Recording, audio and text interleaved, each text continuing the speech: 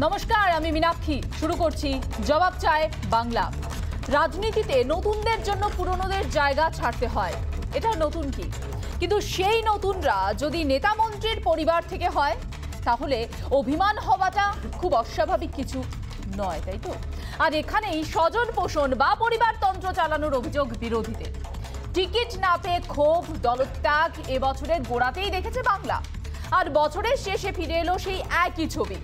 কিন্তু টিকিট না পাওয়ায় এত ক্ষোভ, বিক্ষোভ, অভিমান কেন? মানুষের হয়ে কাজ করতে চাই, মুখে এই কথাই সবাই বলছে। নির্বাচিত জনপ্রতিনিধি হলে কিছু বাড়তি সুবিধে পাওয়া যায় ঠিকই, কিন্তু ভোটে না দাঁড়িয়েও মানুষের হয়ে কাজ করতে বাধা কোথায়?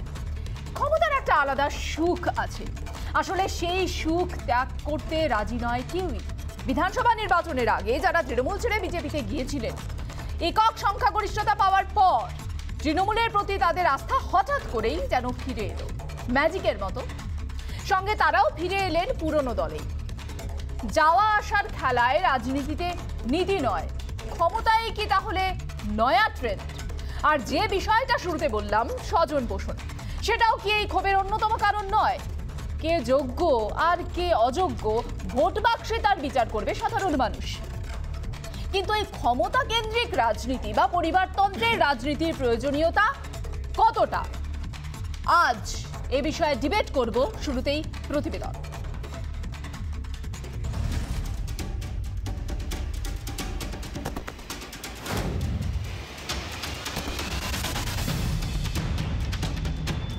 আরো একটা ভোট, ফের প্রকাশ্যে ক্ষোভ, বিক্ষোভ। অপমানটা আমি বরদাস্ত করতে পারছি না। কে যে সম্মানটা এখানে পেয়েছি আমি কোনোদিনও ভুলতে পারবো না। 2021 বিধানসভা ভোটের প্রার্থী তালিকা ঘোষণার পর যেটা হয়েছিল, কলকাতা পুরসভা নির্বাচনের আগে ফিরে এলো সেই একই ছবি। টিকিট না মেলায় ক্ষোভ, দল ছাড়ার খেলা। শুক্রবারই প্রকাশিত হয়েছে তৃণমূলের প্রার্থী তালিকা। 1 নম্বর ওয়ার্ডের টিকিট না পেয়ে রীতিমতো চোখের জল ফেললেন প্রাক্তন কাউন্সিলর সীতা জয়সওয়াল। দল ছাড়ছেন না ঠিকই, কিন্তু অভিমানে নির্দল প্রার্থী হয়ে দাঁড়াবেন বলে জানিয়ে দিলেন তিনি। হঠাৎ দেখলাম আমার নামটা বাদ চলে গেল, সেই অপমানটা আমি বরদাস্ত করতে পারছি না। কারা আছে যারা দিদির উপরে পেন চালিয়েছে? সীতা মত পাল্টাবেন আশা প্রকাশ করেছেন আরেক তৃণমূল প্রার্থী ও বিধায়ক অতীন ঘোষ। প্রকাশে হয়তো বলে ফেলেছি এই কথাটা, কিন্তু আমার দৃঢ় বিশ্বাস সীতা অত্যন্ত ভালো মেয়ে, আমরা ওকে বোঝালেও রাজি হবে। পুরো ভোটে টিকিট পাননি শোভনদেব পুত্র সায়ন দেব। প্রার্থী তালিকা প্রকাশের পরই টুইটে ক্ষোভ উগরে দিয়েছেন তিনি। টুইটে কারো নাম না করে বাবা শোভনদেবের আত্মত্যাগের কথা তুলে ধরেও ক্ষোভ প্রকাশ করেছেন তিনি। তবে সায়নদেবকে প্রার্থী না করার সিদ্ধান্ত দলেরই বলে মন্তব্য তৃণমূলের প্রার্থী ও বিদায়ী মেয়র ফিরহাদ হাকিমের। সবাইকে নিয়েই দল কোনটায় কাকে রাখবে সেটা দল বসে ঠিক করবে, এটা ব্যক্তিগত কোনো ইয়ে না। শুধু তৃণমূলেই নয়, ক্ষোভ দানা বেঁধেছে বাম অন্দরমহলেও। শুক্রবারই প্রার্থী তালিকা প্রকাশ করেছে বামফ্রন্টও।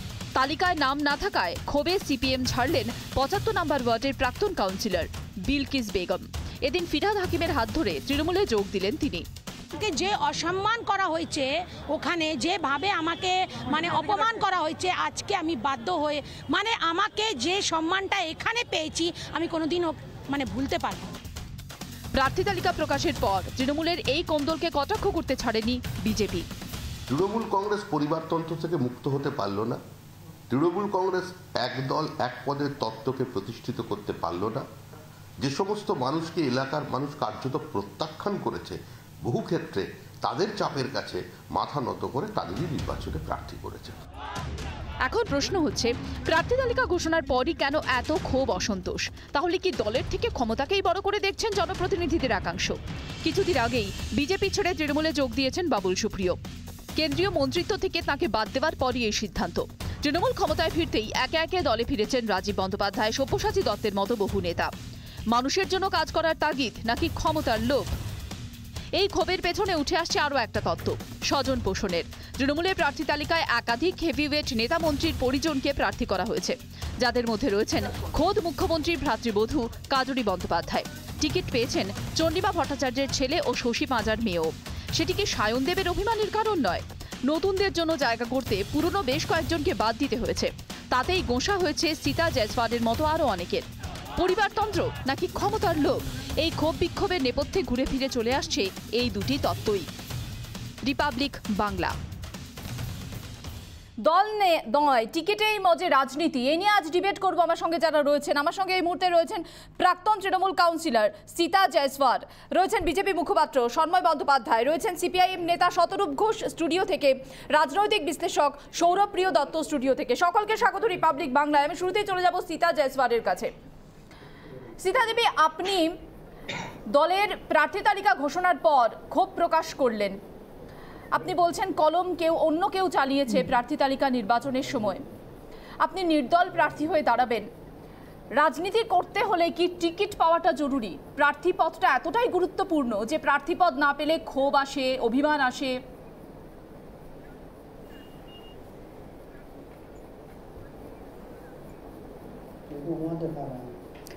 দিদি, প্রার্থী পদ পাওয়া দরকার আছে, কেন কি যারা প্রথম থেকেই দলকে গঠন করেছে, প্রথম দিন থেকে আজকের দলটা ঠিক ওই সব লোকের হাতে চলে যাচ্ছে যার হাত থেকে বাংলার আমাদের দিদি কেড়ে নিয়েছিলেন, কেড়ে নিজে বাংলাকে উন্নয়নের দিকে এগিয়ে নিয়ে যাচ্ছেন।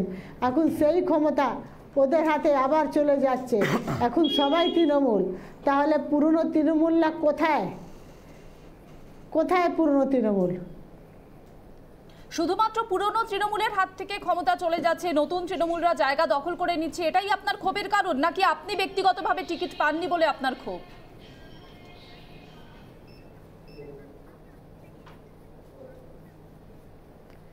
ব্যক্তিগতভাবে ক্ষোভ তো রইবে, কেন কি আমি যে আমাকে না দেওয়ার জন্যে যদি আগে থেকে বলা হতো কি আপনাকে টিকিট এইবার দেওয়া হবে না, অন্য লোককে দেওয়া হবে, আগে থেকে জানিয়ে দিলে আমার একটু দ্বিধাবোধ হতো না। কিন্তু আমাকে শেষ মুহূর্ত অবধি, রাত 9:30 অবধি আমার কাছে শুভেচ্ছা পাঠাচ্ছে সবাই, তারপরে আমার নামটা বাদ হলো কেন? আপনার কি মনে হচ্ছে কেন আপনার নাম কেন বাদ দেওয়া হলো? কর্মী নয়, আমার নামে কি কলঙ্ক রয়েছে?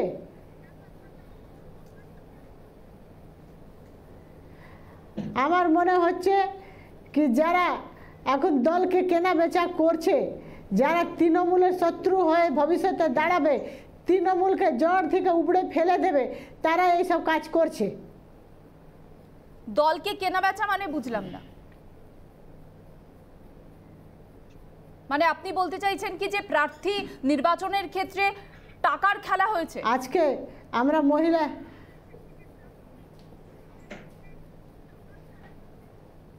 নিশ্চয়ই কোথাও হয়েছে, না হলে যোগ্য যারা আছে তাদেরকে বাদ দেওয়া হবে কেন?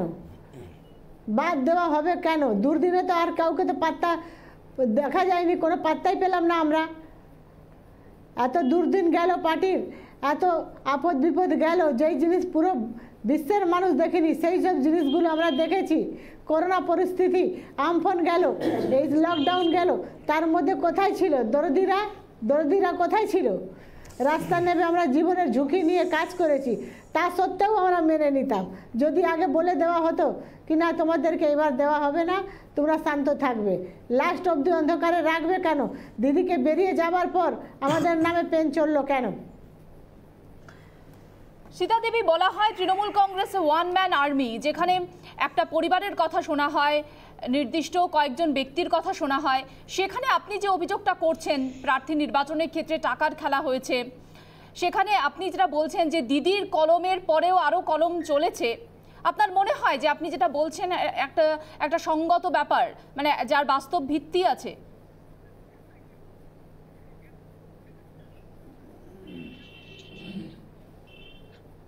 আর নিশ্চয়ই বাস্তব ভিত্তি রয়েছে। তাহলে প্রত্যেকবার যখন লিস্টটা বেরোয় 1 নম্বর ওয়ার্ড থেকে স্টার্ট হয়, আর লাস্টে কেন করা হলো? কেন লাস্টে 1 নম্বর ওয়ার্ডটা ডিক্লেয়ার করা হলো?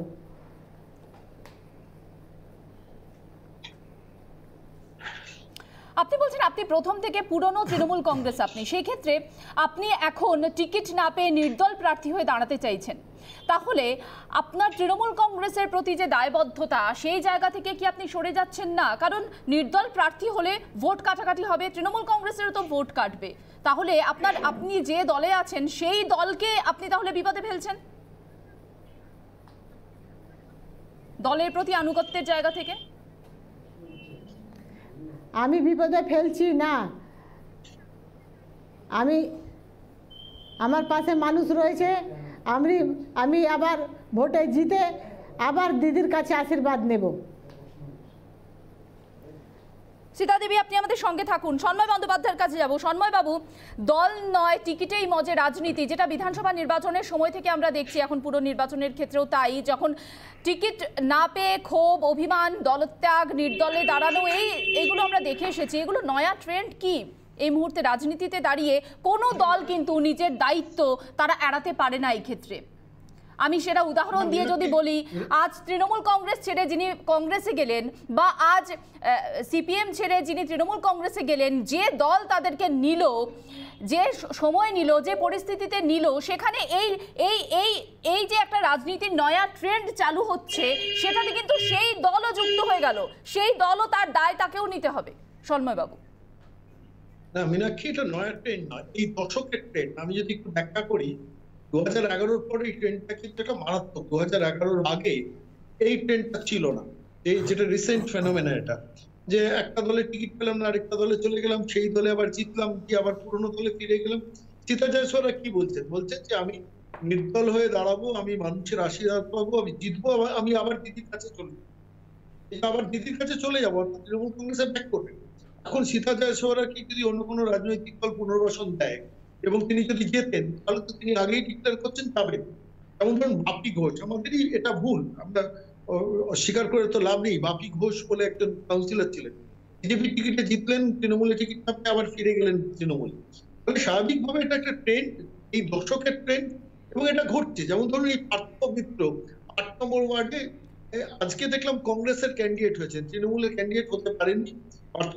না সেটা বুঝলাম, এই ট্রেন্ডটা আপনি এই ট্রেন্ডটা বলে কিন্তু আপনিও দায় এড়াতে পারেন না সন্ময় বাবু। যখন সোনালী, দেখুন কথা বলি, কোন রাজনৈতিক দল কিন্তু দায় এড়াতে পারে না, এটা অস্বীকার করে লাভ নেই। আমি একটি নির্দিষ্ট রাজনৈতিক দলের প্রতিনিধিত্ব করি মানে দায় এড়িয়ে যাবো তা না, এটা বাস্তবতা। এটা রিসেন্ট ফেনোমেনা, একটা নতুন ট্রেন্ড। এটা অন্য দলে গিয়ে টিকিট দিয়ে তারপরে জিতে আসা। আমি আরেকটা ছোট্ট কথা বলি, পার্থ মিত্র 8 নম্বর ওয়ার্ডে কাউন্সিলর হিসেবে দাঁড়ালেন, মানে কংগ্রেসের হয়ে আজকে নমিনেশন জমা দিচ্ছেন। তার নাম অ্যানাউন্সমেন্ট হলো কংগ্রেস থেকে। নিশ্চিতভাবে তিনি তৃণমূলের টিকিট পেলে আর কংগ্রেসে যেতেন না, কংগ্রেসে গেলেন, যদি নির্দল হয়ে বা কংগ্রেসের হয়ে যেতেন তাহলে আবার তৃণমূলে ফিরে যাবেন। ফলে স্বাভাবিকভাবে এটাই একটা দর্শকের একটা ট্রেন্ড। এই ট্রেন্ড কবে বন্ধ হবে, কি হবে, যাই সমস্ত রাজনৈতিক দলগুলো একটা সিদ্ধান্তে আসা উচিত যে কোনো রাজনৈতিক দলের টিকিট না পেলে সে যদি অন্য দলে চলে আসে, তখন সঙ্গে সঙ্গে তাকে টিকিটটা না দেব, এইটুকু বলতে পারি। সৌরভ প্রিয়র কাছে যাব। সৌরভ, এই দায় তৃণমূল কংগ্রেস এড়াতে পারে না। বিলকিস বেগমকে সঙ্গে সঙ্গে নিয়ে নেওয়া এবং খুব মুহূর্তের মধ্যে তিনি ভালো হয়ে গেলেন, তার সমস্ত তিনি ফিরহাদ হাকিম তিনি নিজে বললেন যে আমার বোন, এবং দীর্ঘদিন ধরে যেখানে বিরুদ্ধ রাজনীতিতে বিশ্বাস, মতাদর্শে বিশ্বাস, সেটা যেন কোথাও না কোথাও একই সঙ্গে মিলে গেল শুধুমাত্র ভোটের স্বার্থে। না, সন্ময়বাবুকে প্রথমেই বলবো 2011 সালের পর থেকে যখন ট্রেন্ড শুরু হয়েছে, সন্ময়বাবু নিজেই সেই ট্রেন্ডের একজন উদাহরণ। আগে কংগ্রেস করতেন, বিজেপিকে গালাগাল করতেন, পরবর্তীকালে আবার টিকিটের জন্যই বিজেপিতে গেছেন। উনি জানেন যে আমি হারবো, কিন্তু ওনার একটা ইচ্ছা ছিল যে আমি মমতা বন্দ্যোপাধ্যায়ের কাছে হারবো। যেমন মা দুর্গার কাছে, মানে অসুরের ইচ্ছা ছিল মা দুর্গার কাছে আমি নিহত হব, তো ওনার একটা ইচ্ছা ছিল ওই মমতা বন্দ্যোপাধ্যায়ের কাছেই আমি হারতে চাই। তাই উনিও দলবদল করেছে। ফলে দলবদল ট্রেন্ডটা নতুন কিছু নয়, উনি নিজস্ব উদাহরণ রেখেছেন, তাই ওনার মুখে এই ধরনের উদাহরণগুলো মানায় না। আর দ্বিতীয় কথা হচ্ছে যে 2011-র পর থেকে কেন এই দল বদল, তার কারণ হচ্ছে 11-র পর থেকে যে উন্নয়নের গতি যে হারে বেড়েছে, তাতে সিপিএমের অনেক লোকজন বা বিজেপির অনেক লোকজন বুঝতে পেরেছে যে আমরা 34 বছর থেকেও আমরা এরকমভাবে উন্নয়ন করতে পারিনি, মানুষের কাছে পৌঁছাতে পারিনি, আমরা হেরে গেছি, মানুষ আমাদেরকে গ্রহণ করেনি, এবং যেখানে গেলে আমরা কাজ করতে পারবো আমরা সেখানে গিয়েই কাজ করব। তাই জন্য তারা তৃণমূল কংগ্রেসের মমতা বন্দ্যোপাধ্যায়ের মতাদর্শে বিশ্বাসী হয়ে তারা বিশ্বাসী হয়ে উন্নয়নের জোয়ারে গা ভাসিয়ে সকলে দল ত্যাগ করছেন, সৌরভ বাবুর মতে। আচ্ছা, এটা ওনার মত, উনি যদি সেই মত নিয়ে সুখে থাকেন উনি সুখে থাকুন, আমি কি বলতে পারি বলুন। আমি জানি না পশ্চিমবাংলায় এমন একজনও তৃণমূল সমর্থক আছেন কি না। শুনুন, তর্কে জেতার জন্য এটা তর্ক সবাই করতে পারে, কিন্তু মনে মনে একজনও এমন তৃণমূল সমর্থক আছেন যিনি বিশ্বাস করেন যে এইবার যদি পশ্চিমবাংলায় বিজেপি বিধানসভা ভোটে জিততো তাহলে মুকুল রায়, রাজীব ব্যানার্জি, সব্যসাচী দত্তরা আজকে বিজেপি ছেড়ে তৃণমূলে আসতো? মনে মনেটা কেউ বিশ্বাস করেন? যদি মনে মনে বিশ্বাস করেন তার বিশ্বাস দীর্ঘজীবী হোক। তো আমার ধারণা কেউ বিশ্বাস করেন না। এনিওয়ে, এটা আমি আমার মতামত বললাম। একটা কথা সন্ময়দা বললেন শেষে যে প্রতিটা রাজনৈতিক দলকেই একটা জায়গায় আসতে হবে। আমি সন্ময়দার এই কথাটাকে ওয়েলকাম করছি যে প্রতিটা রাজনৈতিক দলকেই একটা জায়গায় আসতে হবে যে অন্য দলে টিকিট না পেয়ে কেউ আমাদের দিকে আসলে আমরা তাকে নেব না। আমি সন্ময়দাকে খালি খুব বিনীতভাবে এটা বলি, সন্ময়দা এই জায়গায় আমাদেরকে নতুন করে আসতে হবে না, আমরা এই জায়গাতে চিরকালই দাঁড়িয়ে আছি, বাকিরা আপনারা আসবেন কিনা বলুন। আমি আপনাকে একটা উদাহরণ দিই, আমার ওনার নাম করে বলতে এটা খারাপ লাগছে, উনি কয়েকদিন আগে মারা গেলেন, খুব অকালেই চলে গেলেন উনি, মঈনুদ্দিন শামস। একটা সময় ফরওয়ার্ড ব্লকে ছিলেন, তারপরে তৃণমূলে যোগ দিয়েছিলেন এবং নলহাটিতে উনি এমএলএ হয়েছিলেন আপনারা জানেন 2016 সালে। 2021-এর যখন তৃণমূলের প্রার্থী তালিকা বেরোলো দেখা গেল মঈনুদ্দিন শামসের নামটা সেখানে নেই এবং উনি ফেসবুক লাইভ করে কাঁদছেন এবং বলছেন যে আমি ফরওয়ার্ড, এবং ফেসবুক লাইভেই উনি বললেন যে আমি নলহাটি থেকে ভোটে দাঁড়াবো। পরের দিন সকালবেলা, মানে যেদিন তৃণমূলের প্রার্থী তালিকাটা ঘোষণা হয়েছিল, পরের দিন সকালবেলা উনি হেমন্ত বসু ভবনে ফরওয়ার্ড ব্লকের রাজ্য অফিসে গিয়ে ফরওয়ার্ড ব্লকের নেতাদের সঙ্গে, নরেন চ্যাটার্জির সঙ্গে দেখা করেন এবং বলেন যে আমি ফরওয়ার্ড ব্লকে ফিরে আসতে চাই এবং ফরওয়ার্ড ব্লকের টিকিটই নলহাটি লড়ে, আমি ওখানকার সিটিং এমএলএ লড়ে ওই সিটটা জিতে এনে আপনাদেরকে দিতে চাই। মঈনুদ্দিন শামসকে নিয়ে কিন্তু ফরওয়ার্ড ব্লকের নেতাকর্মীদের অনেক আবেগ জড়িত আছে, কেননা ওনার বাবা আপনারা জানেন ফরওয়ার্ড ব্লকের খুব বড় নেতা ছিলেন, কলিমুদ্দিন শামস, কলকাতায় ফরওয়ার্ড ব্লকের সবচেয়ে বড় নেতা ছিলেন এক সময়। ফরওয়ার্ড ব্লক কিন্তু হাত জোর করে ওনাকে বলে যে আপনি আমাদের সঙ্গে একবার বিশ্বাসঘাতকতা করেছিলেন, আপনি চলে গেছিলেন, আপনি আজকে এমএলএ হতে চাইলেও আপনাকে আমরা আর দলে নেব না, টিকিট নেব না, অল দ্য বেস্ট, আপনি আপনারটা আপনি বুঝে নিন। সুতরাং এবং আমি একটা উদাহরণ দিলাম মঈনুদ্দিন শামসের, এটা খুব রিসেন্ট এক্সাম্পল বলে, এইরকম এক্সাম্পল কিন্তু অনন্ত রয়েছে, আমি দিয়ে যেতে পারি। আমি একটা কথা বলি এখানে মীনাক্ষী, আমি সেই রাজনৈতিক দল থেকে, আমি জাস্ট লাইনটা শেষ করি, আমি সেই রাজনৈতিক দলে বিলং করি যে দল পশ্চিমবাংলায় 34 বছর, কেরালায় 30 বছরের ওপর, ত্রিপুরায় 30 বছরের ওপর সরকার চালিয়েছে। জীবনে কোনো দিন কোনো রাজ্যে একজন পঞ্চায়েত মেম্বারকে অন্য দল থেকে ভাঙিয়ে আমরা আমাদের দলে আনিনি। 21 নির্বাচনের সময় থেকেই মতাদর্শের প্রশ্ন বারবার সামনে আসছে দলবদলের ক্ষেত্রে। কয়েকটা উদাহরণ সামনে তুলে ধরতে চাইবো, আবারও আসবো ডিবেটে।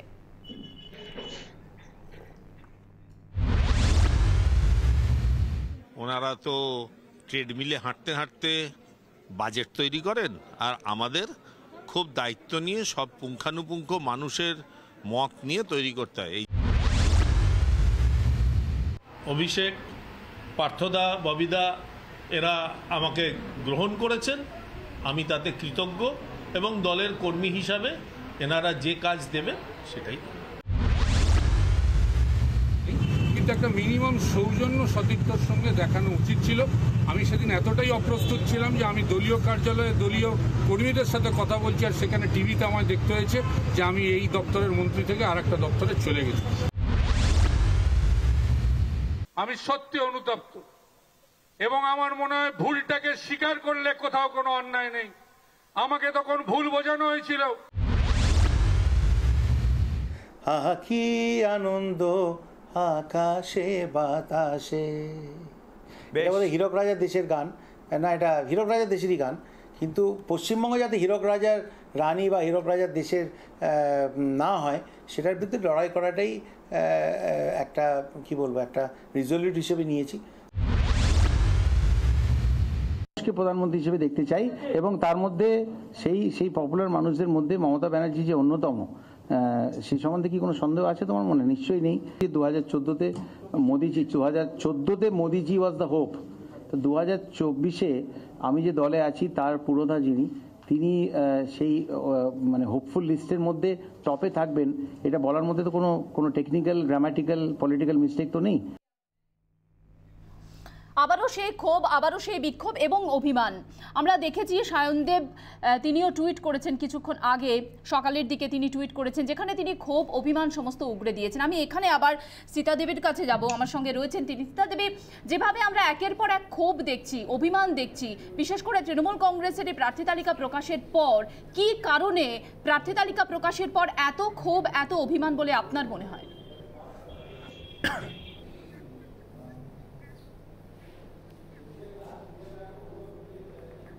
হ্যালো, শুনতে পাচ্ছেন? প্রার্থীর তালিকা ঘোষণার পরে অভিমান হ্যাঁ শুনতে পাচ্ছি, বলুন। আমাদের যারা আমরা দুর্দিনে রয়েছিলাম দলের প্রথম দিন থেকে দলের পরীক্ষার জন্যে ভগবান করোনা মহামারী আমফান, তার মধ্যে কোথায়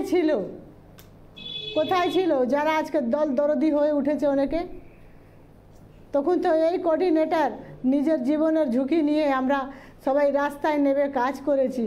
দিদির মুখের দিকে তাকিয়ে আমরা মহিলা নিঃস্বার্থভাবে দিদির সঙ্গে আমরা ছিলাম।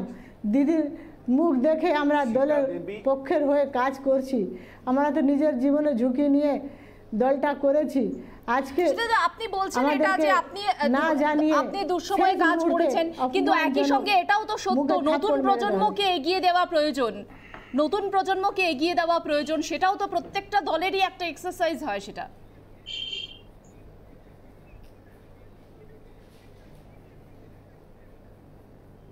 তাহলে নতুন প্রজন্মকে দেওয়া তো ঠিক ভালো কথা, কিন্তু নতুন প্রজন্ম একজনকে ঘর থেকে এনে তো বসানো যাবে না। এত তো দুর্দিন তৃণমূলের নেই। তৃণমূলের তো অনেক কর্মীরা কাজ করেছে, তাদের উপরে তো বিচার করা উচিত। আমার ইচ্ছার মতন আমাকে যাকে ইচ্ছা হলো ঘর থেকে টেনে এনে দাঁড় করিয়ে দিলাম, চাপিয়ে দিলাম, সেটা মেনে নেওয়া যায়? আমি এখানে সৌরপ্রিয়র কাছে আবার একটা প্রশ্ন দিয়ে আমি 1 মিনিট সময় দিচ্ছি আপনাকে, একটা প্রশ্ন যোগ করছি। কাজরি বন্দ্যোপাধ্যায়, সৌরভ বসু, পূজা পাঁজা, কাকলি সেন, সন্দীপন সাহা, অয়ন চক্রবর্তী, এদের রাজনৈতিক পরিচয় তারা নেতামন্ত্রীর আত্মীয় পরিজন। এটাই কি ভোটে লড়ার ক্ষেত্রে এক এবং একমাত্র ক্রাইটেরিয়া? আকাশ বিজয় বর্গী, জ্যোতিরাদিত্য সিন্ধিয়া, জয় সাহা, জয় সিনহার ছেলে, এলকে আদবানির মেয়ে, এদের রাজনৈতিক পরিচয়টা কি? কোথায় কোন আইনে লেখা আছে যে আমার পরিবারের লোক রাজনীতি করতে পারবে না? রাজনীতি হচ্ছে সমাজসেবা। আমি শুধু টিকিট পেয়ে কাউন্সিলর হব আর কাউন্সিলর হয়েছি বলেই আমফানের কাজ করেছি, কাউন্সিলর হয়েছি বলেই মানুষের পাশে থাকতে পেরেছি তা নয়। পশ্চিম বাংলার লক্ষ লক্ষ তৃণমূল কংগ্রেসের কর্মীরা সকলে মিলে মানুষের কাজ করেছে। প্রত্যেকে কি কাউন্সিলরের টিকিট পেলে এসে কাজ করতে পারে? আমার প্রশ্ন এইটা। সুতরাং কারা টিকিট পেয়েছে? যখন সীতাদেবী এসছিলেন তখনও তিনি একটা সময় নতুন এসছিলেন, অভিজ্ঞতা আনিয়ে এসছিলেন। আজকে যারা টিকিট পেয়েছে তাদেরকে সুযোগ করে দিতে হবে, নতুন প্রজন্মকে এগিয়ে দিতে হবে। কেউ জন্মেই অভিজ্ঞতা নিয়ে কেউ জন্মগ্রহণ করে না রাজনীতিতে। রাজনীতিতে কিন্তু অভিজ্ঞতা অর্জন করতে হয়। সুতরাং বিজেপিরও এরকম অনেক ট্র্যাডিশন আছে যেখানে আমি পরিবারতন্ত্র এই কথাটাকে উল্লেখ করব না। পরিবারের কোনো লোকজন টিকিট পাবে না বা দাঁড়াতে পারবে না বা সামাজিক সেবা করতে পারবে না, মানে কোন আইনে এই কথাটা লেখা আছে? আর আমার কথা বারবার উনি বলছেন আমফান আমফান। আমফানে তৃণমূল কংগ্রেসের কোনো সভাপতি কাজ করেনি, কোনো ব্লকের কর্মীরা কাজ করেনি। শুধু কাউন্সিলর হলে কাজ করা যায়, কাউন্সিলর না হলে কাজ করা যায় না। আমাদের দলে একটাই নেত্রী মমতা বন্দ্যোপাধ্যায়, আর মমতা বন্দ্যোপাধ্যায়ের মুখটা দেখেই পঞ্চায়েত থেকে শুরু করে লোকসভা পর্যন্ত আমি এর উত্তর নিতে চাইবো, 1 মিনিট সময় দেবো। শতরূপ আসছি, আমি এর উত্তর নিতে চাইবো সীতা দেবীর কাছে এবং তারপরে সন্ময়দার কাছে উত্তর নিয়ে শতরূপের কাছে আসছি। সীতা দেবী, সবাই কাজ করেছেন, সৌরপ্রিয় যেমন বলছেন, আপনি কোনো ব্যতিক্রমী নন। 1 মিনিট সময় বলুন সীতা দেবী প্লিজ।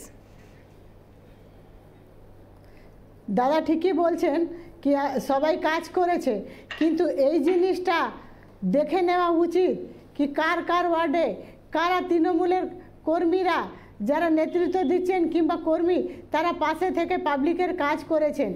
আর আমরা তো প্রথম আজকে আমি কাউন্সিলর হয়নি, আমি 2013 উপনির্বাচনে কাউন্সিলর হয়েছি, তারপরে আমি 2015-তে নির্বাচিত হয়েছি, তারপরে এইসব আপদ বিপদ দেখতে দেখতে কাজ করেছি আমি। এটা ঠিকই বলছেন উনি কি কোনো নেই কি আমরা কাউন্সিলর থেকেই কাজ করব। কাউন্সিলর থাকার মানে এ হলো কি আমার একটা রাইট রয়েছে, আমি যে কোনো জায়গায় দিদির সহযোগিতা পাবো। কাউন্সিলর না থাকলে যাদের কাছে টাকা আছে তারাই রাজনীতি করতে পারে। আমি একটা এসসি ঘরের মহিলা, আমি প্রথম দিন থেকে রয়েছি, আমি খুব কষ্ট করে রাজনীতিটা করেছি। আমার মাথায় দিদির হাত না থাকলে, দিদির সহযোগিতা না করলে আমি পার্টির কাজ পাবলিকের কাজ করতে পারি না। সম্মান জানাই, কিন্তু আপনি যে কথাগুলো বলছেন টাকার খেলা, এই কথাগুলো বলবেন না, কারণ তাহলে আপনি তাহলে আপনার দিকেও আঙুলটা উঠবে। কারণ মমতা বন্দ্যোপাধ্যায়ের দলে টাকার খেলা হয় না, কাজের খেলা হয়। আপনার হয়তো দুঃখ হচ্ছে, নিশ্চয়ই দল এই বিষয়ে কথাবার্তা বলবে, কিন্তু এই যে ধরনের অভিযোগগুলো করছেন সেই অভিযোগগুলো হয়তো ঠিক নয়। অভিযোগ করছেন টাকার খেলা হয়েছে প্রার্থী নির্বাচনের ক্ষেত্রে। সে তো তথাগত রায় কদিন আগে বিজেপি ব্যাপারে বলছিলেন, এখন উনি তৃণমূলের ব্যাপারে বলছেন। এগুলো ওনাদের পারিবারিক ঝামেলা, আমি কি বলবো, একটা ইমোশনাল পারিবারিক মুহূর্ত, তার মধ্যে আমার একটু বলতে খারাপই লাগে। তবে আমি একটা কথা বলি, অনেকগুলো নাম তো আপনি বললেন তৃণমূলের নেত্রীদের ছেলে মেয়ে ভাইপো ভাইজির নাম, এবং তার পাল্টা উনিও কতগুলো নাম বললেন যেগুলো সত্যি বিজেপির নেতাদের ছেলে মেয়ে ভাইপো ভাইজির নাম। আমি আর কতগুলো নাম আপনাকে বলছি। 1 নম্বর ওয়ার্ডে পল্লব মুখার্জি, 2 নম্বর ওয়ার্ডে দেবলীনা সরকার, 48 নম্বর ওয়ার্ডে অন্বেষা দাস, 66 নম্বর ওয়ার্ডে সাকিব আক্তার, 95 নম্বর ওয়ার্ডে অন্বেষা ভৌমিক, 101 নম্বর ওয়ার্ডে অতনু চ্যাটার্জি, 110 নম্বর ওয়ার্ডে তনুশ্রী মণ্ডল। এবং আমি বলে যেতে পারি এরকম, আমাদের যে প্রার্থী তালিকা কলকাতা কর্পোরেশনে, এদের মধ্যে একজনেরও পরিচয় এইটা নয় যে এরা কোনো সিপিএম নেতার ভাইপো ভাগ্নে ভাইজি। এদের পরিচয় এরা কোভিডের সময় কাজ করেছিল, আমাদের পার্টির সংগঠক, তরুণ কর্মীরা, এদের 20 ঘরে বয়স, 30-এর শুরুর দিকে বয়স, এরা রেড ভলেন্টিয়ার। মানুষের দুর্দিনে এরা প্রমাণ করেছিল যে এরা খালি সিপিএমের নয়, এরা সমাজের সম্পদ, প্রথম কথা। দ্বিতীয় কথা হচ্ছে, দেখুন আজকে এই যে দলবদল এবং টিকিট না পেয়ে অভিমান নিয়ে আলোচনা হচ্ছে, তো আপনাদেরকে বলি আজকে টিকিট না পেয়ে যিনি হচ্ছে সীতা জয়সওয়ালকে নিন্দা করছেন, ধরুন আমি ওনার কথা বলছি না, ববি হাকিম ধরুন সীতা জয়সওয়ালকে নিন্দা করছেন, আবার বিলকিস বেগমকে স্বাগত জানাচ্ছেন। এইটাই হচ্ছে হিপোক্রেসি। অন্য দলের কেউ দলত্যাগ করলে সে স্বাগত, আমার দলের কেউ টিকিট না পেয়ে বিক্ষুব্ধ হলে সে হচ্ছে গাদ্দার। এখানে আপনাদেরকে বলি মীনাক্ষী, আপনার মনে থাকবে 2005 সালে, এখন যাদেরকে বড় বড় কথা বলতে দেখছি, 2006 সালে বিধানসভা ভোটে নিউ আলিপুর কেন্দ্রে প্রার্থী হতে না পেরে ববি হাকিম দলবল নিয়ে মমতা ব্যানার্জির বাড়িতে হামলা করেছিলেন। প্রতিটা খবরের কাগজে বেরিয়েছিল, টিভিতে দেখেছিল, আপনার মনে থাকবে সেই সময়ের কথা। সুতরাং এখন যারা সাধু সাজছেন না, তৃণমূলের বড় বড় নেতা সাজছেন, তাদেরও প্রত্যেকের ট্র্যাক রেকর্ড ওইটাই। আর আমি শেষ কথা বলছি, আপনার 1 মিনিটের মাঝখানে দলের বিষয়, এই প্রোগ্রামের ফরম্যাট হচ্ছে প্রত্যেক নিজের 1 মিনিটে বলবে, আপনি এটা করবেন না, ঠিক আছে? আপনার maintain the format, don't break the decorum. দ্বিতীয় কথা হচ্ছে যে এই যে এখন একটা দেখাচ্ছেন না, সায়নদেব চট্টোপাধ্যায় বলে এক দেবশিশু, তিনি লিখেছেন যে টুইট করেছেন যে তার বাবার স্যাক্রিফাইসকে দাম দিল। এখন ধরুন মনে করুন আমার বাবা ডাক্তার মনে করুন, ঠিক আছে, কিন্তু আমি ক্লাস 5 পাস বা তাও নই। আমি যদি এখন হাসপাতালে গিয়ে বলি যে আমি পড়াশুনো করিনি তো কী হয়েছে, আমার বাবা তো ডাক্তার, তাই আমি এখন একটা বাইপাস সার্জারি করব, তাহলে কোনো পেশেন্ট কি আমাকে ভরসা করে অপারেশন থিয়েটারের ভেতর ঢুকবে না। সুতরাং আমি জানি না মানে কোন রাজনৈতিক পরিবেশে এবং কোন রাজনৈতিক শিক্ষা দীক্ষার মধ্যে বড় হলে কারোর মাথায় যুক্তি আসতে পারে। আর যদি সায়নদেব চট্টোপাধ্যায় এই কথা বলতেন যে আমি যোগ্য তৃণমূল সংগঠক, আমি আমার এলাকায় দায়িত্ব নিয়ে কাজ করি, আমাকে মানুষ ভালোবাসে, আমি জনপ্রিয়, আমি নিজের যোগ্যতায় তৃণমূলকে এগিয়ে নিয়ে যেতে চাই, প্রার্থী হতে চাই, আমার বলার কিছু ছিল না। কিন্তু কোন পলিটিক্যাল স্কুলিং, কোন পলিটিক্যাল আপব্রিঙ্গিংয়ে মানুষ হলে কেউ কথা বলতে পারে যে আমার বাবা অনেক আত্মত্যাগ করেছে তাই আমি কাউন্সিলর হবো? তবে ওকেই বা দোষ দিই কী করে? মুখ্যমন্ত্রী ভাইপো যদি রাজ্যের সিভিক মুখ্যমন্ত্রী হতে পারে, তাহলে এমএলএর ছেলেই বা একটা পাড়ার কাউন্সিলর হবে না কেন? ঠিকই আছে, এই কালচারেই তো চলছে। সন্ময় বাবু, পরিবারতন্ত্রের অভিযোগ আপনারা করেন, আপনারাও কিন্তু এই অভিযোগ থেকে বাইরে নয়। 1 মিনিট সময়।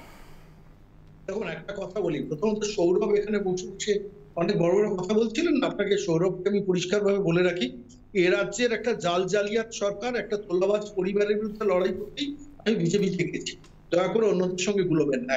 দ্বিতীয়ত কথা হচ্ছে, আমি গতকাল তৃণমূল কংগ্রেসের যে প্রার্থী তালিকাগুলো করেছে, সেই প্রার্থী তালিকাগুলো চেক করতে গিয়ে দেখলাম অন্তত 13 জন এক্সিস্টিং কাউন্সিলর যাদের টিকিট দিয়েছেন, তারা সমস্ত ভেড়ি এবং জলাশয় বর্জ্যকে যুক্ত, যার ডকুমেন্ট গুলো কিন্তু আমি প্রত্যেকটা সংগ্রহ করছি এবং সংবাদপত্রের রিপোর্ট সহ সেগুলো পরবর্তীকালে পেশ করব। দ্বিতীয়ত যে কথাটা বলবো, যে আমি খুব ইন্টারেস্টিংলি দেখছিলাম 134 নম্বর ওয়ার্ডে শাম সিকবাল এবারে নমিনেশন পান কিনা। সীতা জয়সওয়ালরা কাঁদবেন, তার কারণ তোলাবাজ ভাইপোকে তারা টাকা দিতে পারবেন না, কিন্তু শাম সিকবাল তিনি 20 জানুয়ারি 2020 পুরসভার মধ্যে ঢুকেছিলেন 3,80,00,000 টাকার অ্যাস্টন মার্টিন গাড়ি নিয়ে ঢুকে। একজন কাউন্সিলর যার ভাড়া হচ্ছে 10,000 টাকা, তিনি 3,80,00,000 টাকার গাড়ি চড়েন। এটাই হচ্ছে তৃণমূল তোলাবাজি সংস্কৃতি। খুব দায়িত্ব নিয়ে বলছি একটা কথা, এটা বলেই শেষ করবো। তৃণমূলের যে প্রার্থী তালিকা হয়েছে, এর মধ্যে 50%-এর উপর ট্র্যাক রেকর্ড দেখলে বোঝা যাবে কোনো না কোনো ভাবে তোলাবাজির সঙ্গে যুক্ত। কাদের সঙ্গে দেখা যেত? সন্ময়দা ভালো করে তৃণমূলের প্রার্থী তালিকা নিয়ে পড়ে থাকুন। সন্ময়দা ভালো করে তৃণমূলের প্রার্থী তালিকা নিয়ে পড়ে থাকুন। তৃণমূল কংগ্রেসকে নিয়ে গবেষণা করুন। আপনার দলের আর কোনো কাজ নেই, আপনার দলের ক্যান্ডিডেট তৃণমূলের ক্যান্ডিডেট নিয়ে বসে থাকুন। আর শতরূপকে আমি একটা কথাই বলবো, 3টে ঐতিহাসিক ভুল। এক, আপনার টাইম শেষ হয়ে গেছে, আপনার টাইম শেষ হয়ে গেছে। আপনি তৃণমূলের ক্যান্ডিডেট তালিকাটা ভালো করে পড়ুন, ভালো করে পড়াশোনা করুন। আমার ভালো লাগছে যে আপনি তৃণমূলকে নিয়ে পড়াশোনা করছেন। আমাকে একটু বলতে দিতে হবে। ঠিক আছে, ওনার 1 মিনিট শেষ হয়ে গেছে, আমাকে বলতে দিন। প্রমাণ করতে হবে। আমি চ্যালেঞ্জ করলাম সন্ময়দাকে, আমি সন্ময়দাকে চ্যালেঞ্জ করছি। বিজেপি ক্যান্ডিডেট হওয়ার জন্য লক্ষ লক্ষ টাকা দিতে হচ্ছে। বিজেপি ক্যান্ডিডেট হওয়ার জন্য বিজেপি দপ্তরে লক্ষ লক্ষ টাকা দিতে হচ্ছে। সন্ময় বাবুর কথা সরিয়ে দিয়ে এখন যিনি দলে আছেন সীতা লক্ষ লক্ষ টাকা দিয়ে ক্যান্ডিডেট হতে হচ্ছে বিজেপি, তাই জন্য বিজেপি সব বিরোধী চলে দিয়েছে, এখানে টাকা খেলা হয় সেটা বলে। সন্ময় বাবু প্লিজ আসছি, বুঝতে একটু ভুল হচ্ছে। সন্ময় বন্দ্যোপাধ্যায় করছেন না অভিযোগ, যিনি সীতা জয়সওয়াল যিনি এখনো তৃণমূল কংগ্রেসে রয়েছেন তিনি অভিযোগ করছেন টাকার খেলা চলছে। আমাকে আমারটা বলতে দিন, আমার কিছু বলার কথা বলার আছে শতরূপকে, কারণ আমাকে কিছু ডেকোরাম মেনটেন করতে হবে অবশ্যই, কারণ ঐতিহাসিক ভুল কতগুলো হয়েছে সেটা জ্যোতি বসু যখন প্রধানমন্ত্রী হতে পারেনি ওইটা ঐতিহাসিক ভুল, 2021-এর নির্বাচনে আইএসএফ এর সঙ্গে হাত মেলানো সিপিএম এর ঐতিহাসিক ভুল, আর এই তৃতীয় আবার সেই ঐতিহাসিক ভুল এই পৌর নির্বাচনে এসে সেই আইএসএফ এর সঙ্গে হাত মিলিয়ে সেই সাম্প্রদায়িক শক্তিকে সিপিএম ক্যারি করে, এটা আবার পরবর্তীকালে ঐতিহাসিক ভুল। আরেকটা ঐতিহাসিক ভুল যে আজকে যে যুব সম্প্রদায়কে এগিয়ে নিয়ে যাওয়া আর এদের মতন ক্যান্ডিডেটদেরকে আজকে ঘুম পাড়িয়ে দেওয়া, শতরূপদের মতন ক্যান্ডিডেটদের ঘুম পাড়িয়ে দেওয়া, এটা বলে শতরূপের কাছে ঐতিহাসিক ভুল। শতরূপ ক্যামেরার সামনে বলতে পারবে না, সেটা শতরূপকে অফ ক্যামেরা বলতে হয় যে এটা একটা বড় ঐতিহাসিক ভুল যে আমাদের মতো যুবকদেরকে সিপিএম চান্স দেয় না, কিন্তু আইএসএফ এর মতো সাম্প্রদায়িক দলকে সঙ্গে নিয়ে সিপিএম তাদের প্রার্থী তালিকা প্রকাশ করে। মানে আপনার কি না, আপনাকে একটা প্রশ্ন, আপনার কি আলোচনা টপিকটা পাল্টালো সামহাউ, মানে কর্পোরেশন ভোট এবং প্রার্থী তালিকা নিয়ে আলোচনা করছেন না? পাল্টেছে 96 সরকার তৈরি করা না করা নিয়ে? না বলুন, তাহলে আমাকেও তো বলবেন, আমিও তো প্যানেলে এসেছি রে ভাই। আপনি একজন প্যানেলিস্টে বলেছেন টপিক পাল্টেছেন, আমায় বলেন এটা তো ঠিক না। পাল্টেছেন কি? আমি জিজ্ঞেস করছি আপনাকে, ভাই পাল্টেছেন নাকি না? ইতিহাস ঘাটছেন, ইতিহাস ঘাটতে ভালোবাসেন, ইতিহাস ঘাটতে ভালোবাসেন, ইতিহাস ঘাটতে ভালোবাসেন। সৌরভ সমস্ত বক্তব্যে একটু ইতিহাস ঘাটেন না, ইতিহাস ঘাটা এক জিনিস আর নিজে ঘেটে যাওয়া আর এক জিনিস। যাক, আমি একটা কথা বলি আপনাকে, সেটা হচ্ছে যে সিপিএম এর সম্পর্কে এটা গোটা পশ্চিমবাংলার মানুষ জানে যে সিপিএমের 3টে না, সিপিএমের 30টা ভুল আছে, কিন্তু একটাও চুরি নেই। সিপিএমের 30টা হয়তো খামতি রয়েছে, কিন্তু একটাও চিটিং বা জেল খাটা নেতা নেই। এই একজন কাউন্সিলরের কথা উঠে আসলে আমাদের আলোচনা প্রসঙ্গে, 1 বছর কাউন্সিলর থেকে একটা লোক 3,80,00,000 টাকার গাড়ি কিনেছে, আর 24 বছর ক্যাবিনেট মিনিস্টার, তারপরে 10 বছর চিফ মিনিস্টার থাকার পরে এই রাজ্যে একটা লোক একটা 1.5 কামরার ভাঙা সরকারি ফ্ল্যাটে থাকে। এটা পশ্চিমবাংলা দেখেছে। সুতরাং কোনটা কে ভুল করেছে আর কে চুরি করেছে, আজকে যেমন আমরা গতকালের ইতিহাস ঘাটছি, আগামীকালও কেউ আজকের ইতিহাসটা ঘাটবে এবং সেদিনই কথাগুলো হবে। আমি একটা কথা বলি মীনাক্ষী, দেখুন আমার ব্যাপারে না আমি বুঝতে পারছি না ওনার এত ইরিটেশন হচ্ছে কেন। আমি তো শুধুমাত্র সেই সমস্ত সিপিএম কর্মীর কথা বলছি না যারা কিনা সিপিএমের প্রতি সৎ, আমি সেই সমস্ত তৃণমূল কর্মীর কথা বলছি যারা তৃণমূলের প্রতি সৎ, সেই সমস্ত বিজেপি কর্মীর কথা বলছি যারা বিজেপির প্রতি সৎ। শুনুন, পশ্চিমবাংলায় যখন ভোটের আগে বিজেপি আসতে পারে ভেবে একের পর এক তৃণমূলের নেতা, যাদেরকে তৃণমূল সব দিয়েছে, মন্ত্রী করেছে, এমপি করেছে, তারা মমতা ব্যানার্জিকে ছেড়ে চলে যাচ্ছিল, তখন তো এলাকায় এলাকায় এমন তৃণমূলের অনেক কর্মী ছিল যারা মমতা ব্যানার্জির সঙ্গে থেকেছেন। আজকে আগের দিন রাত্রিবেলা তারা ঘুমোতে গেছে এটা জেনে যে আমাকে বাবুল সুপ্রিয়র বিরুদ্ধে, মুকুল রায়ের বিরুদ্ধে লড়তে হবে, পরের দিন ঘুম থেকে উঠে শুনছে বাবুল সুপ্রিয়, মুকুল রায় তাদের নেতা হয়ে গেছে। দেখুন, আমি একটা কথা বলছি মীনাক্ষী, আমি কিন্তু দেখুন আমি তো রাজনৈতিক কর্মী, সীতা জয়সওয়ালের প্রতি আমি সিম্প্যাথেটিক হতে পারি, কিন্তু আপনি যদি আমায় জিজ্ঞেস করেন, it's none of my business দো, বাট আমি কিন্তু বলছি সীতা জয়সওয়ালের কথাকে আমি পুরোটা এই কারণে সমর্থন করি না, কারণ আমি এটা মনে করি না কোনো রাজনৈতিক দলের কোনো কর্মী বা কোনো কাউন্সিলরেরই টিকিট না পেয়ে নির্দল প্রার্থী হয়ে দাঁড়িয়ে যাওয়া উচিত। আমি একটা এথিক্সের জায়গা থেকে এটা বলছি, কিন্তু আমার বক্তব্য যে সীতা জয়সওয়ালকে আমি সমালোচনা করব, আর হচ্ছে ওই খিদিরপুরে কি নাম ভদ্রমহিলার, ওই যিনি আজকে আমাদের ছিলেন, ওই তৃণমূলে গেছেন, আমি বিলকিস বেগম, হ্যাঁ, তো সীতা জয়সওয়ালকে আমি বলবো যে আপনি টিকিট না পেয়ে দল পাল্টে বা টিকিট না পেয়ে দলের বিরুদ্ধে মুখ খুলে খুব খারাপ করছেন, এবং সেই আমি ইন দ্য সেম ব্রেথ বলবো যে বিলকিস বেগম টিকিট না পেয়ে দলের বিরুদ্ধে মুখ খুলে খুব ভালো কাজ করছে। এইটাকে 2 নম্বরই বলে, ধান্দাবাজি বলে। দেখুন, কথাটা হচ্ছে আজকের এই আলোচনা একদিন পুরনো হয়ে যাবে, কিন্তু আমরা যে স্ট্যান্ডার্ডগুলো সেট করছি সেই স্ট্যান্ডার্ডগুলো তো থেকে যাবে। সেই দিকে তাকিয়ে আমার মনে হয় যে আমরা যেন একটা ইউনিফর্ম মানে মূল্যবোধ মেইনটেইন করতে পারি। 1 মিনিট সময় দেব, এবং একটা কড়া প্রশ্নই বলা যায় যে মানুষের জন্য কাজ করার যে তাগিদ বলা হয়, সেই তাগিদটা আসল নয়, ক্ষমতার লোভী নাকি এর পেছনে কাজ করছে, যে কারণে টিকিট না পেয়ে ক্ষোভ হয়। সীতা দেবী, 1 মিনিট সময়। ক্ষমতার লোভ, দেখুন, ক্ষমতার লোভী যদি আপনি বলেন দিদি, তাহলে আমি 95 থেকে নিঃস্বার্থভাবে আমি দলটা কংগ্রেসের হয়ে দাঁড়িয়েছিলাম। তারপরে আমি প্রথম দিন থেকেই তৃণমূল কংগ্রেসকে হাতে করে গঠন করেছি, অজিতদার হাত ধরে, মমতাদির মুখের দিকে তাকিয়ে।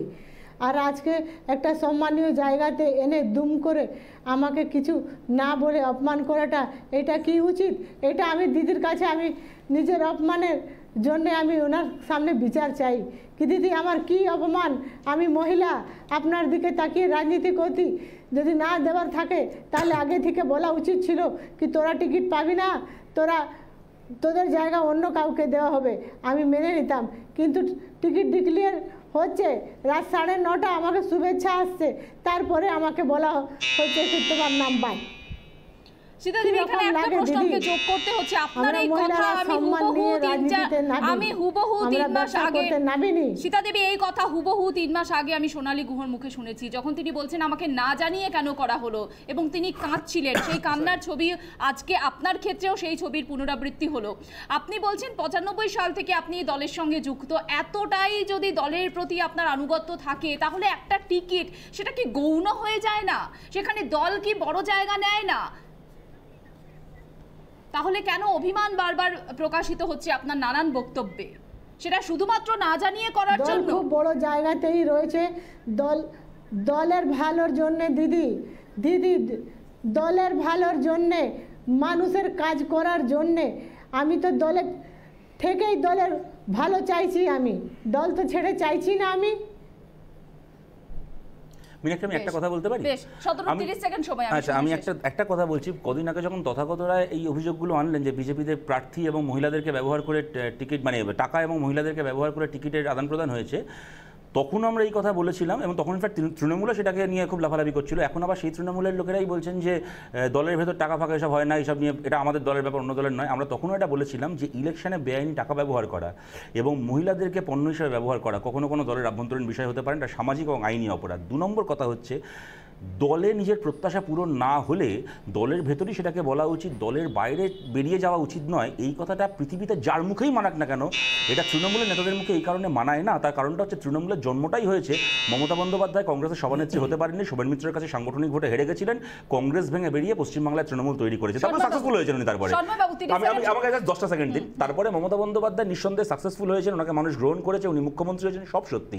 কিন্তু তৃণমূলের জন্মদাগ হচ্ছে সোমেন মিত্রের কাছে সাংগঠনিক ভোটে হেরে গিয়ে মমতা বন্দ্যোপাধ্যায় পার্সোনাল অ্যাম্বিশন পূরণ হয়নি, বেরিয়ে দল তৈরি করেছিলেন। উনি যে পথ দেখিয়েছেন ওনার ভাই বোনেরা সেই পথ ফলো করছে। তাতে কি সেকেন্ডের মধ্যে বলে দিচ্ছি, শতরূপ বলেছে কিছু মূল্যবোধের কথা, ঠিক আছে? সেই জায়গা থেকে দাঁড়িয়ে আমি একটা কথা বলি, মমতা বন্দ্যোপাধ্যায় সোমেন মিত্রকে সভাপতি হতে পারেননি বলে তিনি দল ছেড়েছেন তা না। কংগ্রেস এবং সিপিএম যেভাবে করে পারস্পরিক বোঝাপড়া করে চলছিল, এই পশ্চিমবাংলা যদি কংগ্রেস এবং যদি সিপিএম মুক্ত পশ্চিমবাংলা করতে হতো, তাহলে কংগ্রেস ছেড়ে তৃণমূল কংগ্রেস না তৈরি করলে এই কংগ্রেস যে সিপিএম এর দালালি করে, এটা মমতা বন্দ্যোপাধ্যায় পরিষ্কার বলে দিয়েছিল। পরবর্তীকালে প্রমাণ হয়ে গেছে কংগ্রেস সিপিএম জোটের মাধ্যমে, এবং মমতা বন্দ্যোপাধ্যায় তৃণমূল কংগ্রেস তৈরি করে 34 বছরের সিপিএম এর শাসনকে অপশাসন করার জন্য নতুন দল তৈরি করেছিলেন, কোনো সভাপতি হওয়ার জন্য। সন্ময় বাবুকে 30 সেকেন্ড সময় দিচ্ছি, আমার ডিবেটের সময় শেষ। 30 সেকেন্ড সময় সন্ময় বাবুকে। টিকিট না পেয়ে টিকিট প্রত্যাশীদের কান্না, এর পেছনে কারণটা হচ্ছে তৃণমূল আমলে একজন কাউন্সিলরের রোজগার। আসলে জনপ্রতিনিধিটাকে একজন জনসেবার কাজ থেকে তৃণমূল কংগ্রেস এটা কনভার্ট করেছে, পেশাকে কনভার্ট করেছে। আপনাদের মনে থাকতে পারে 2 নম্বর ওয়ার্ডে একজন কাউন্সিলর নান্টি বাবু বলে একজন প্রমোটার, তিনি 42 লক্ষ টাকার কাটমানির অভিযোগ তুলেছিলেন। আজকে সেই কাউন্সিলর টিকিট পাননি, তার স্ত্রী টিকিট পেয়েছে।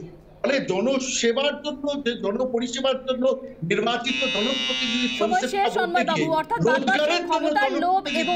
ক্ষমতার লোভ এবং টিকিটেই কেন মোজে রাজনীতি, সেই প্রশ্ন বারবার উঠে আসছে। ডিবেট চলবে, তবে আপাতত আজকের মতো ডিবেট সেগমেন্ট শেষ করার আমার সময় হয়েছে।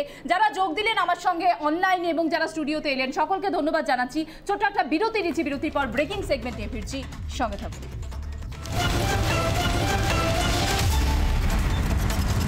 ছিলাম বিরতির পর ব্রেকিং সেগমেন্টের শুরুতেই নজর রাখবো এই মুহূর্তের প্রথম ব্রেকিং এ। মমতা বন্দ্যোপাধ্যায়কে নিয়ে বিতর্কিত মন্তব্য রাজু বন্দ্যোপাধ্যায়ের। বিধানসভায় হুইল চেয়ারে প্রচার, পুরো ভোটে স্ট্রেচার।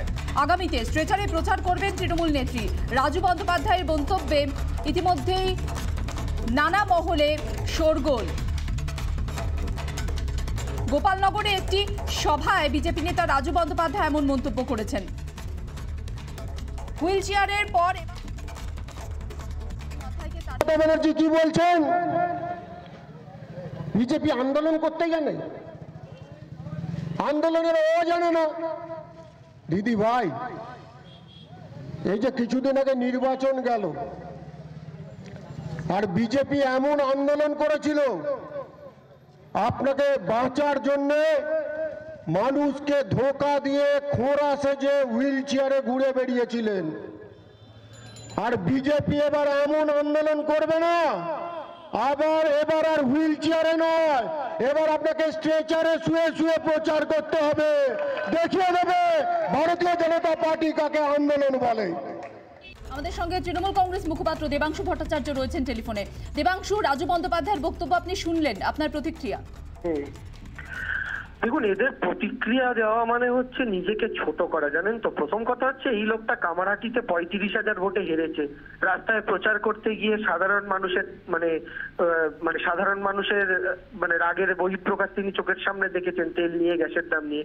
তারা আজকে, আমি তো মনে করি রাজু বন্দ্যোপাধ্যায়ের বিরুদ্ধে ক্রিমিনাল কেস হওয়া উচিত, কারণ এটা তো মারার হুমকি, মুখ্যমন্ত্রীকে মারার হুমকি। আমার তো এটাই মনে হচ্ছে, কারণ উনি বলছেন এর আগে হুইল চেয়ারে ঘুরতে হয়েছিল বা স্ট্রেচারে ঘুরতে হবে। আমরা যতদূর জানি, আমরা বারবার বলে এসেছি মমতা বন্দ্যোপাধ্যায়ের পায়ে চোট লাগানোটা একটা চক্রান্তের অঙ্গ ছিল। তারপরে আজকে বিজেপি নেতা আরেকজন, এবং তার আগে আমরা দেখেছিলাম নরেন্দ্র মোদীকে বলছে যে দিদি স্কুটি লেকার গিরনা চাতি হ্যাঁ নন্দীগ্রামে, তো হাম ক্যা করে। তারপরে দেখলাম সত্যি নন্দীগ্রামে দিদির চোট লাগলো। আজকে রাজু ব্যানার্জি বলছেন হুইল চেয়ারে পর স্ট্রেচারে। এটা তো তার খুনের চেষ্টার বক্তব্য। আমি জানি না, এটার বিরুদ্ধে তো সত্যি মামলা হওয়া উচিত। রাজু বন্দ্যোপাধ্যায়ের বিরুদ্ধে এটা তো আমি তো বকলম এটা খুনের হুমকি দেখতে পাচ্ছি। দিলীপ বাবুরা এতদিন ভোটের আগে মেরে দাও, কেটে দাও, পুঁতে দাও বলেছেন, আজকে এই সমস্ত কথা। এবার আপনি বলুন তো দিদি, আপনারা তো রিপাবলিকে বহুদিন ধরে অনুষ্ঠান করেছেন, নির্বাচন পরবর্তী হিংসা ইত্যাদি ইত্যাদি ইত্যাদি। বিজেপির একজন নেতা যখন মঞ্চে দাঁড়িয়ে এইরকম বক্তব্য রাখছেন, একজন তৃণমূল কংগ্রেস কর্মীর প্রতি, একজন তৃণমূল কংগ্রেস কর্মীকে এটা কতটা উত্তপ্ত করতে পারে আপনি ভেবে দেখুন তো। তারা যে নেত্রীকে তাদের আবেগ মনে করে, শুধু তৃণমূল কংগ্রেস কর্মী না, বাংলার মানুষের মুখ্যমন্ত্রী, বাংলার মানুষের একটা আবেগ জড়িয়ে রয়েছে তার সঙ্গে, সেখানে তাকে স্ট্রেচারে করে প্রচার করতে হবে। এই বক্তব্যটা তাদের মানসিকভাবে কতটা আঘাত দিতে পারে। এরপরে যদি 4টে তৃণমূল কংগ্রেস কর্মী রাজু ব্যানার্জি কোথাও গেলে তার গাড়ি ঘিরে ধরে বিক্ষোভ দেখান, কালো পতাকা দেখান, তখন তারা কি বলবেন? এ রাজ্যে গণতন্ত্র নেই। এটি কি হচ্ছে? বিজেপি কি এরকম ভাবে হারার পরেও তাদের লজ্জা শরম নেই? কতটা নির্লজ্জ একটা দল হতে পারে? কত হাজার ভোটে, কত লক্ষ ভোটে আর হারলে তাদের লজ্জা শরম হবে? এই রাজু বন্দ্যোপাধ্যায়দের মতো নেতারাই যথেষ্ট। এটাকে ভোটের আগে দেখতাম এরকম ডাকাত ডাকাত মার্কা কথা বলতেন, চোর মার্কা কথা বলতেন, এরকম মুখের ভঙ্গিমা নিয়ে গোহারা হেরেছেন। এই রাজু বন্দ্যোপাধ্যায়, শুভেন্দু অধিকারীরা আরো যত এরকম বক্তব্য রাখবেন, বিজেপি পার্টিটাকে এরাই নির্মূল করে দেবেন বলে আমার বিশ্বাস। ধন্যবাদ দেবাংশু আমাদের সঙ্গে কথা বলার জন্য। আরো একবার শোনাবো আপনাদের রাজু বন্দ্যোপাধ্যায়ের বিতর্কিত মন্তব্য। মমতা ব্যানার্জি কি বলছেন? বিজেপি আন্দোলন করতে জানে, আন্দোলনের ও জানে না। দিদি ভাই, এই যে কিছুদিন আগে নির্বাচন গেল, আর বিজেপি এমন আন্দোলন করেছিল আপনাকে বাঁচার জন্য, মানুষকে ধোঁকা দিয়ে খোঁড়া সেজে হুইল চেয়ারে ঘুরে বেরিয়েছিলেন। আর বিজেপি এবার এমন আন্দোলন করবে না, এবার আর হুইল চেয়ারে নয়, এবার আপনাকে স্ট্রেচারে শুয়ে শুয়ে প্রচার করতে হবে, দেখিয়ে দেবে ভারতীয় জনতা পার্টি কাকে আন্দোলন বলে। আমাদের সঙ্গে টেলিফোনে রয়েছেন তৃণমূল নেতা বৈশানর চট্টোপাধ্যায়। স্বাগত রিপাবলিক বাংলায় আপনাকে। আপনার প্রতিক্রিয়া, রাজু বন্দ্যোপাধ্যায়ের বক্তব্য আপনি শুনলেন। অপদার্থ হলে যা বলতে পারে, নির্লজ্জ বেহায়া হলে যা বলতে পারে তাই বলেছে। জানেই না কি কোন ভাষায় কথা বলতে হয়। শব্দ চয়ন দেখেই প্রমাণ হয় যে আন্দোলনের বোঝে না, কোনো আন্দোলন সম্বন্ধে কোনো ধারণা নেই। কাউকে মেরে আহত করা, আঘাত করার নাম আন্দোলন না। আসলে বেসিক্যালি রাইটবাজ দল তো, এদের নীতি নেই, আদর্শ নেই, এরা আন্দোলন করে না, এদের কর্মসূচি নেই, এরা মানুষের সঙ্গে কোনোদিন মেশেনি, কোনো মানুষের সঙ্গে জনসংযোগ নেই। হেরে যাওয়ার পরে যেহেতু এখন তো যেটা করছে, গোহারা হেরে গেছে, লজ্জায় বাড়িতে বসে থাকার কথা। ধন্যবাদ বৈশানর বাবু। এই আরো একবার শোনাবো রাজু বন্দ্যোপাধ্যায়ের বিতর্কিত মন্তব্য। মমতা ব্যানার্জি কি বলছেন? বিজেপি আন্দোলন করতে জানে, আন্দোলনের ও জানে না। দিদি ভাই, এই যে কিছুদিন আগে নির্বাচন গেল, আর বিজেপি এমন আন্দোলন করেছিল আপনাকে বাঁচার জন্য, মানুষকে ধোঁকা দিয়ে খোঁড়া সেজে হুইল চেয়ারে ঘুরে বেরিয়েছিলেন। আর বিজেপি এবার এমন আন্দোলন করবে না, আবার এবার আর হুইল চেয়ারে নয়, এবার আপনাকে স্ট্রেচারে শুয়ে শুয়ে প্রচার করতে হবে, দেখিয়ে দেবে ভারতীয় জনতা পার্টি কাকে আন্দোলন বলে।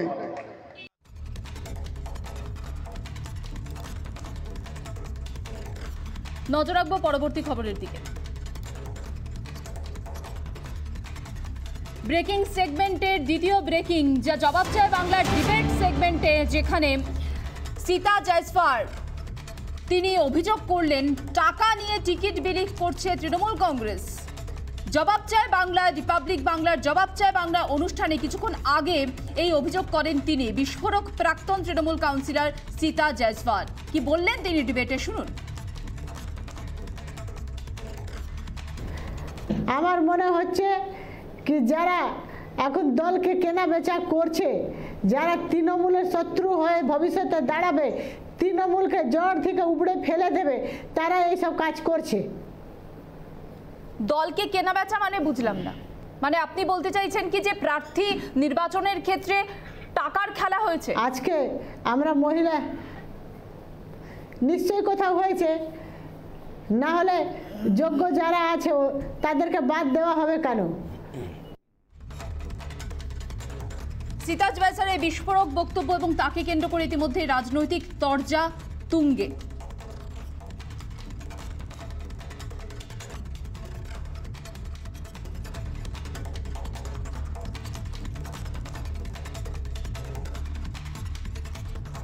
আমাদের সঙ্গে টেলিফোনে রয়েছেন বিধায়ক মদন মিত্র।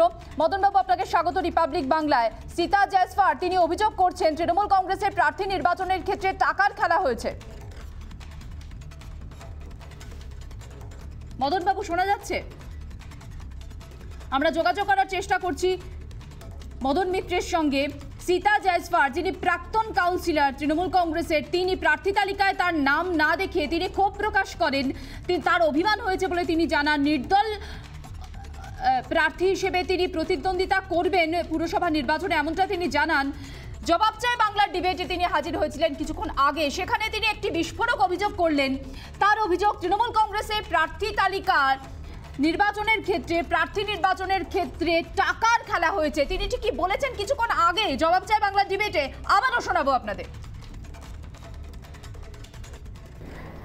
আমার মনে হচ্ছে কি যারা এখন দলকে কেনা বেচা করছে, যারা তৃণমূলের শত্রু হয়ে ভবিষ্যতে দাঁড়াবে, তৃণমূলকে জড় থেকে উপড়ে ফেলে দেবে, তারা এইসব কাজ করছে। দলকে কেনা বেচা মানে বুঝলাম না, মানে আপনি বলতে চাইছেন কি যে প্রার্থী নির্বাচনের ক্ষেত্রে টাকার খেলা হয়েছে? আজকে আমরা মহিলা নিশ্চয়ই কোথাও হয়েছে, না হলে যোগ্য যারা আছে তাদেরকে বাদ দেওয়া হবে কেন? যোগ্য প্রার্থীকে কেন বাদ দেওয়া হবে? জবাব চায় বাংলার ডিবেটে বিস্ফোরক অভিযোগ সীতা জয়সওয়ালের। তিনি বলছেন প্রার্থীদের বাছাইয়ের ক্ষেত্রে টাকার খেলা হয়েছে তৃণমূল কংগ্রেসের, এবং সেখানে টাকার খেলার কথা স্পষ্ট জানাচ্ছেন তিনি।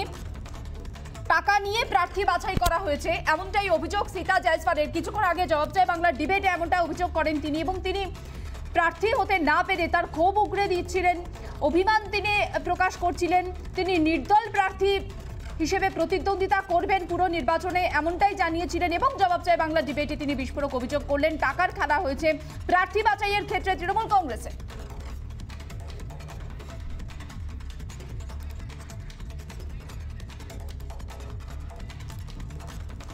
নজর রাখবো পরবর্তী খবরের দিকে। বেঙ্গালুরুতে দুই দক্ষিণ আফ্রিকানের শরীরে করোনা ভাইরাস কোভিডের ওমিক্রন ভাইরান্ট কিনা তা নিয়ে উদ্বেগ। দুই আক্রান্তকেই কোয়ারেন্টাইনে পাঠানো হয়েছে বলে খবর পাওয়া যাচ্ছে।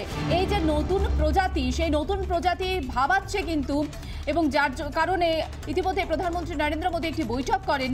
এখন বেঙ্গালুরুতে জানা যাচ্ছে দুই দক্ষিণ আফ্রিকানের শরীরে করোনা ভাইরাস, এবং সেটি যে নতুন প্রজাতির যে ভাইরাস সেটা কিনা তার জন্য উদ্বেগ। দুই আক্রান্তকে কোয়ারেন্টাইনে পাঠানো হয়েছে। কোভিডের ওমিক্রন ভেরিয়েন্ট যেটাকে বলা হচ্ছে, সেই ভেরিয়েন্টটা নতুন প্রজাতির। বেঙ্গালুরুতে যে দুই আফ্রিকানের শরীরে করোনা ভাইরাস পাওয়া গিয়েছে, তাদের যে ভাইরাস, সেই ভাইরাসটি ওমিক্রন নামে যে নতুন প্রজাতি, সেই নতুন প্রজাতির ভাইরাস কিনা সেটা খতিয়ে দেখা হচ্ছে এবং তা নিয়ে ইতিমধ্যেই কিন্তু উদ্বেগ বাড়ছে। সরাসরি নিউজ রুমে চলে যাব, সৌমেন রয়েছেন আমার সঙ্গে এই মুহূর্তে নিউজ রুম থেকে। সৌমেন, এ বিষয়ে আর কি জানা যাচ্ছে? তুমি জানো যে ওমিক্রন ভ্যারিয়েন্টটা হচ্ছে কোভিড-19 সিরিজের চতুর্থ ভ্যারিয়েন্ট এবং এই ওমিক্রন ভ্যারিয়েন্টটাকে নিয়ে বিশ্ব স্বাস্থ্য সংস্থা যথেষ্টই চিন্তিত। প্রধানমন্ত্রী নরেন্দ্র মোদী জরুরি ভিত্তিতে আজ একটি বৈঠক করেছেন।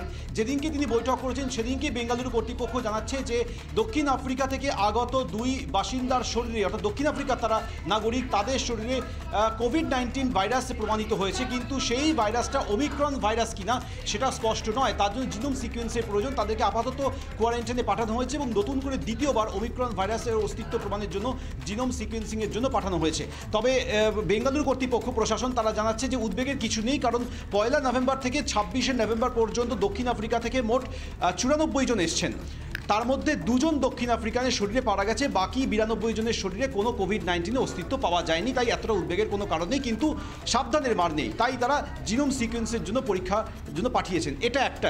আর এটার সঙ্গে কানেক্টেড আমি একটি ইনফরমেশন আরও জুড়ে দিই যে মুম্বাইয়ের মেয়র পেদনকর, তিনি কিশোরী পেদনকর, তিনি একটি নিয়ম জারি করেছেন। বেঙ্গালুরু কর্তৃপক্ষের এই খবরটা পাওয়ার পর মুম্বাই বিমানবন্দর কর্তৃপক্ষ তিনি স্পষ্ট বলেছেন যে দক্ষিণ আফ্রিকা, বতসোয়ান এবং হংকংয়ের পাশাপাশি যে কয়েকটা দেশে এই ওমিক্রন ভাইরাসের প্রকোপ দেখা গেছে, সেখান থেকে মুম্বাই বিমানবন্দরে যে সমস্ত আন্তর্জাতিক পর্যটকরা আসবেন তাদেরকে বাধ্যতামূলক প্রথমেই কোয়ারেন্টাইনে যেতেই হবে।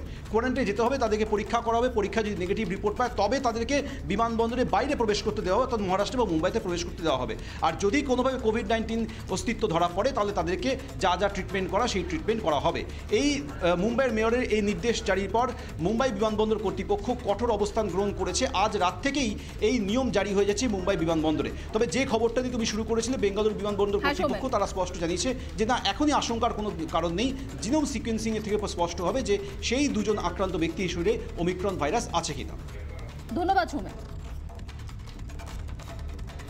রাজ্যে সামান্য কমেছে করোনা সংক্রমণ। গত 24 ঘন্টায় করোনা আক্রান্ত 701 জন। রাজ্যে 24 ঘন্টায় মৃত্যু হয়েছে 11 জনের। গত একদিনে সংক্রমণের হার 1.20%। কলকাতায় করোনা আক্রান্ত 214। কলকাতায় 24 ঘন্টায় 2 জনের মৃত্যু হয়েছে। উত্তর 24 পরগনায় করোনা আক্রান্ত 124 জন। উত্তর 24 পরগনায় মৃত্যু হয়েছে 4 জনের। রাজ্যে সামান্য কমেছে করোনা সংক্রমণ। গত 24 ঘন্টায় করোনা আক্রান্ত রাজ্যে 701 জন।